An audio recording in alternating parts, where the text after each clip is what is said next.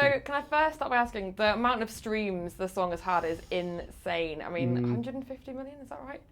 As of... And we're not going. actually keeping count, but we did get told occasionally. I think it is something like that, yeah. Can you comprehend that? No. No, I think for a band who generally works in sort of the lower reaches, it's quite a lot. Yeah, you don't expect it.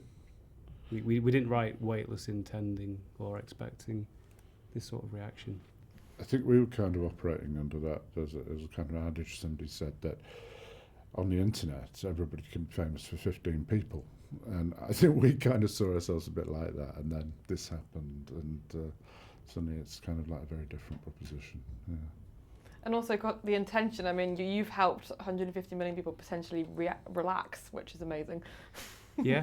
I think, well, we wrote it as a piece of music to which people could relax, but I think what we've discovered is that it has a far broader appeal than that. They're working whilst listening to Weightless, they're meditating, they're performing yoga.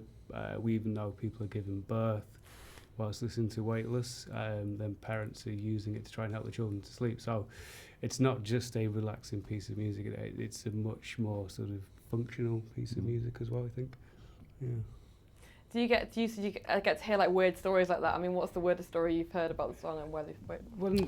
We've had a couple of kind of stories that we probably wouldn't want to repeat. So we've had some quite bizarre emails from people about what they do with Weightless, and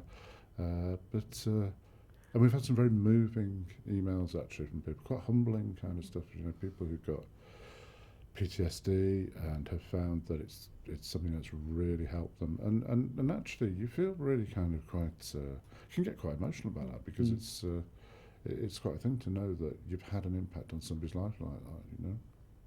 And how did the idea for the song come about, and how did you create it? Well, we were asked to write the piece of music that people could find relaxing, and like many of the pieces of music we write, it started with one idea, and then we should have built on top of that.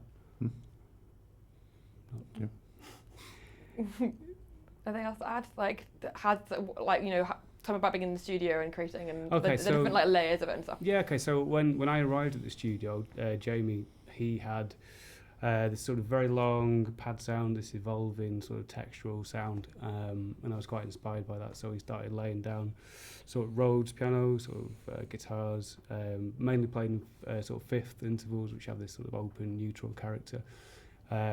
And then we were thinking about this. We'd consulted with a music therapist before sort of the creation of Weightless, and she'd spoke about this process called entrainment. So we took sort of a kick drum, and the idea was that it would sort of mimic a human heartbeat. It starts at 90 beats per minute, and then for the last sort of 2 minutes of the track, it reduces to 80 beats per minute, just sort of really drive home the relaxing quality of the track. That's so intricate, isn't it?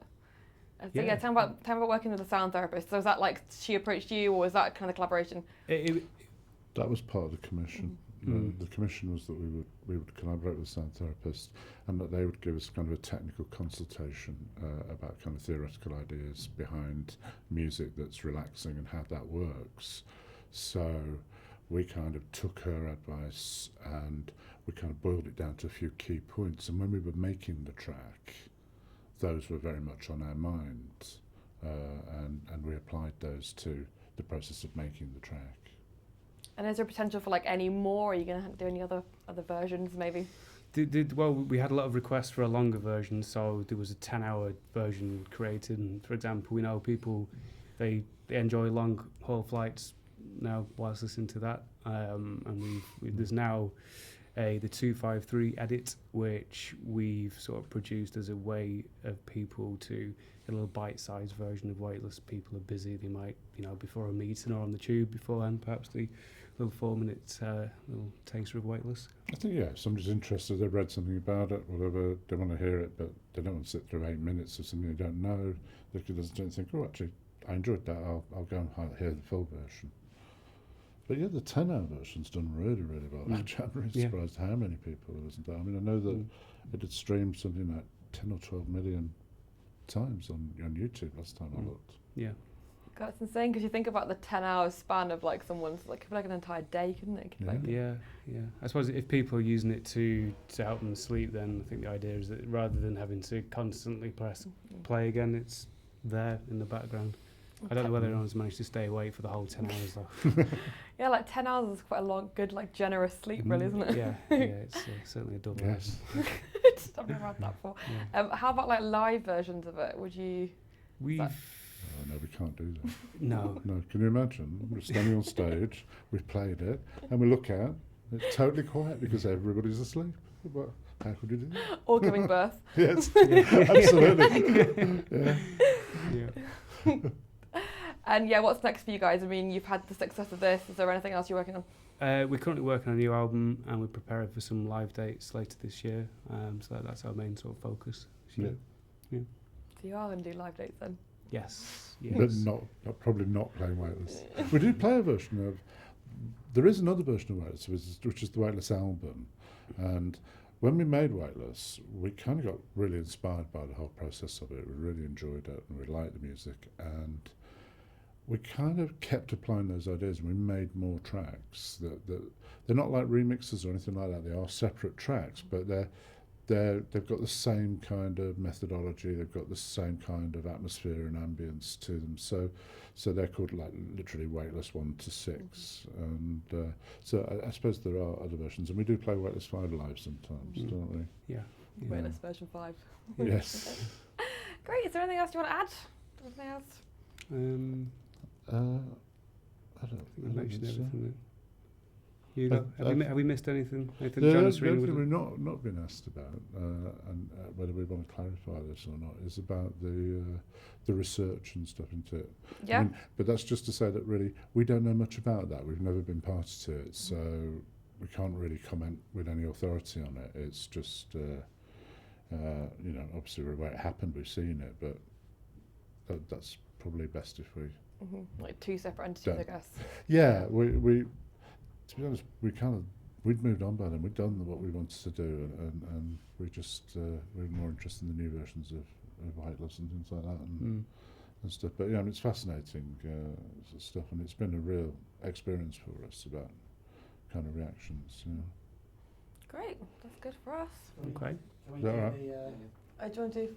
first album? Okay. Let's start with Richard. So We'll do close-ups. we're doing- Let's do this question separate. So if we ask Richard first. Yeah, we're doing like a feature on the first record that you ever bought.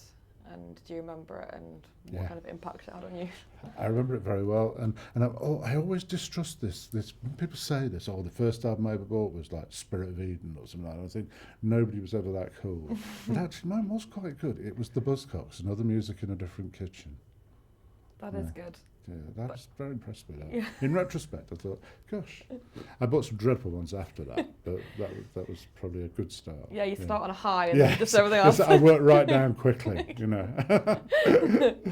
Yeah, I think. No, sorry, if we just ask the question again, so we'll do them both separately. Okay, do you remember the first record that you ever bought and what impact did it have on you? I think as a 9-year-old, I went to W.H. Smith's and bought Kylie Minogue's "Enjoy Yourself." I think that showed me how not to make music more than anything.